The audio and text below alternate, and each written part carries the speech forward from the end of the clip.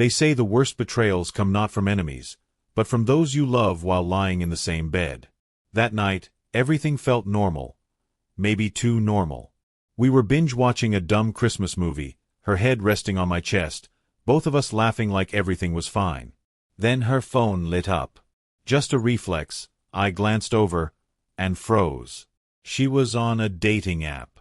At first, I thought maybe it was an ad or some old notification. But no. There she was, her name, her photos, her carefully written bio saying she was looking for something serious. My heart dropped into my stomach. I didn't react. I didn't say a word. I just stared at the woman next to me, who had sworn I was the best thing that ever happened to her, while she casually swiped through other men. The perfection I thought we had? It was a lie. A beautiful, well-rehearsed, practiced lie. But that's the thing about liars. They always slip. She didn't know it yet, but that night, her perfect little game had triggered a revenge story that would flip her entire world upside down.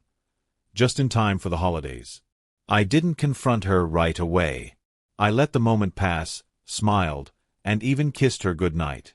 But inside, I was burning. The next morning, over breakfast, I casually asked, "Hey, what's that dating app doing on your phone?" Her fork froze mid-air.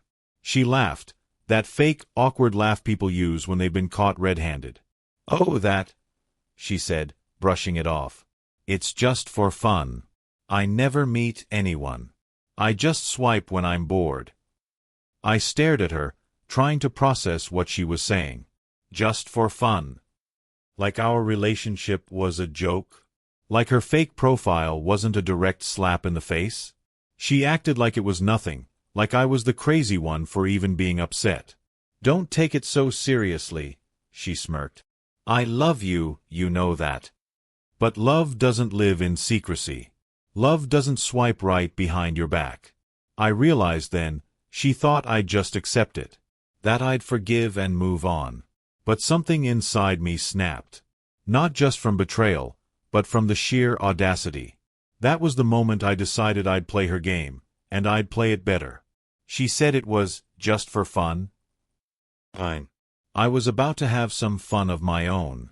I waited a few days, just enough for things to feel normal again between us. I acted calm, almost indifferent, like her little dating stunt hadn't touched me at all. She took the bait. I downloaded the same app on a new phone, created a profile using a different name and photo, and started swiping. But not randomly. I had a plan. I set the age filter slightly older, the location nearby, and began searching with a vengeance. It wasn't just about cheating, it was about betrayal, mockery, and her thinking I wouldn't strike back. Then it happened. I matched with someone who looked familiar. Too familiar. The username was vague, but the bio had a hint. A dog's name I'd heard before. A phrase I remembered from a dinner conversation. I tapped the profile photo to zoom in. My jaw dropped. It was her mom. I didn't swipe away. I didn't freak out. I grinned. This wasn't just karma showing up, this was karma dressed for Christmas dinner. I had my match, and now I had my trap. All I had to do was play it cool, keep swiping, and keep chatting, because the show was just getting started. I never imagined I'd actually match with her mom. It was a joke at first, a petty attempt at payback. But the second her profile popped up, smiling in a too-tight red dress, I froze. There was no denying it. Same eyes, same voice I'd heard at family dinners, same woman who'd once told me, "You're good for my daughter." Now here she was, looking for someone new, and apparently not recognizing me from my disguised profile picture. I stared at the screen for what felt like hours, then decided to swipe right, almost as a dare. Within seconds, "It's a match," lit up the screen. I expected the guilt to creep in. But instead, I felt a weird sense of power. For once, I wasn't the one being played. I started chatting, just enough to keep her interested, nothing inappropriate, just flirty and vague. She responded quickly, enthusiastically even, telling me her daughter was always dating the wrong kind of man. The irony nearly made me laugh out loud. The more we talked, the clearer it became. She had no idea who I was, and I had just opened a door that couldn't be closed. The perfect storm was forming, and Christmas was right around the corner. What started as a petty swipe turned into a game of emotional chess. With every message her mom sent, I replied with precision. Charming but elusive, playful but respectful. She told me she hadn't dated in years, how men her age were boring, and how talking to me made her feel young again. I didn't cross any lines, not really. But I danced on the edge of them. Compliments, teasing, just enough mystery to keep her hooked. Meanwhile, I kept seeing her daughter, who still had no idea I knew about her little profile stunt. She would kiss me goodnight and scroll through her phone right beside me, probably chatting with some guy while her mother was unknowingly flirting with me. The hypocrisy burned, but I kept my cool. I was building something. Carefully. Deliberately. Every interaction with her mom was a brick in the wall I was constructing. Not to hurt, not yet, but to prepare for the final blow. I was going to turn this absurd situation into a mirror. One that showed them both exactly who they'd become. Christmas was coming. And my plan. Let's just say it involved dinner, matching outfits, and one shocking revelation. Christmas Day arrived like a ticking time bomb. I'd planned every detail. Her mom was invited, of course. We always did a family dinner. The house was lit up, candles flickering, fake smiles everywhere. I sat at the table across from my girlfriend and next to her mom, both chatting casually, completely unaware that they'd both been messaging me. The tension in my chest grew as the wine flowed.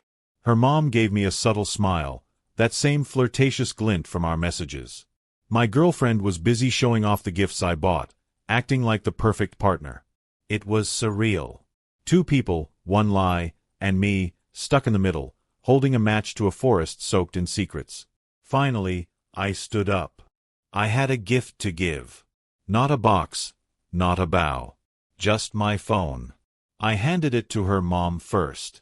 Hey, can you check this message? I think it's for you. She looked confused, then pale. Her eyes scanned the screen. My profile. Their chat history. And then she looked at me, horrified. My girlfriend snatched the phone next, and within seconds, her expression went from smug to destroyed. That's when the real chaos began. Screaming. Denials. Accusations. Merry Christmas. With the room spinning in tension and everyone's voices crashing over each other, I finally raised my voice. Calm, controlled, surgical. Let's all stop pretending, I said. You wanted to know what fun looks like? Here it is. I turned the TV on, casting my phone's screen. I had screenshots, every message, every flirt, every just-for-fun swipe. Her mother's surprised giggles. My girlfriend's fake profiles. Even a screen recording of the night I found her profile while she slept beside me. My girlfriend turned ghost white. Her mom was frozen, speechless. Her dad? Let's just say he excused himself to the porch. Fast. That image burned into my memory. I wasn't trying to hook up with your mom, I added. I was trying to show you how ridiculous this all is. You treat people like toys. You laugh at trust. And now, here we are. She tried to explain, said it didn't mean anything. Her mom broke down crying, humiliated. The rest of the evening? A blur of slammed doors, sobs, and everyone leaving early. Christmas dinner turned into a silent, scorched battlefield. But me. I sat there with a glass of wine and one truth in mind. Sometimes revenge tastes like cranberry sauce. The aftermath wasn't loud at first. It was the eerie kind of silence that creeps in after a bomb drops. Too quiet, too still. Then came the screams. First from her mom, furious and ashamed, yelling about boundaries and betrayal. Then from her, my now ex, flipping the narrative, calling me sick and manipulative, as if she hadn't been the one who planted the seed of this madness with her little just-for-fun lie. She cried, the loud, messy, chest-heaving kind of cry that isn't really sadness but anger that things didn't go her way. Her dad stormed out without a word, and her little cousin, bless his heart, just kept shoveling mashed potatoes into his mouth like none of this was happening. No one touched dessert. No one played carols. Her grandmother silently gathered her things and left, muttering something about young people these days. Me. I stayed seated, composed, watching it all like the final scene of a movie I'd already seen in my head 100 times. I didn't gloat. I didn't smirk. I just existed there, in the silence between chaos, the eye of the storm. Sometimes, justice doesn't need a mic drop. It just needs the truth, loud enough to echo. Word traveled fast. Within a day, her family's group chat exploded, with cousins taking sides and aunts debating who was really at fault. Her mom, embarrassed beyond repair, deleted all social media. But my ex? She tried damage control, posting vague quotes about betrayal and toxic masculinity, hoping to steer the narrative. But the screenshots had already made their rounds. People weren't buying her "poor me" act. Her closest friends started backing away. Some even messaged me privately, saying they weren't surprised and always thought she was sketchy. Her workplace caught wind too. Apparently, someone emailed HR anonymously with context about her conduct, which led to some awkward internal reviews. The perfect image she'd curated online was crumbling fast, pixel by pixel. And then came the regret. Not publicly, of course, but in the quiet hours. I could tell from her late-night messages, "Can we talk? I messed up," and eventually, "Please, I miss you." But I never responded. Letting her stew in the aftermath of her actions was the real closure I needed. This wasn't just revenge, it was a mirror, and for the first time, she was forced to look into it and see what she really was. I didn't need to burn everything to the ground to win. I just had to let go and let her watch me rise. While she spent weeks scrambling to rebuild the image she'd shattered, I quietly upgraded my life. Therapy, a better job, new routines, and most of all, the kind of peace that doesn't require validation. The irony? Her mom actually messaged me one last time, not to flirt, but to say she was sorry for everything her daughter did. I didn't respond. I didn't need to. My silence said everything. It wasn't about revenge anymore. Not really. It was about reclaiming my dignity and living so well that anyone who doubted me felt it in their gut. She still lurks on my socials, probably hoping for some sign of bitterness. But she won't get it. Because I'm done. I won't let someone's betrayal become my identity. She broke something in me, but in the process, I built something stronger. And while she's stuck explaining a twisted holiday tale to her relatives every Christmas, I've written a new story. One where I come out whole, healed, and just the right amount of petty.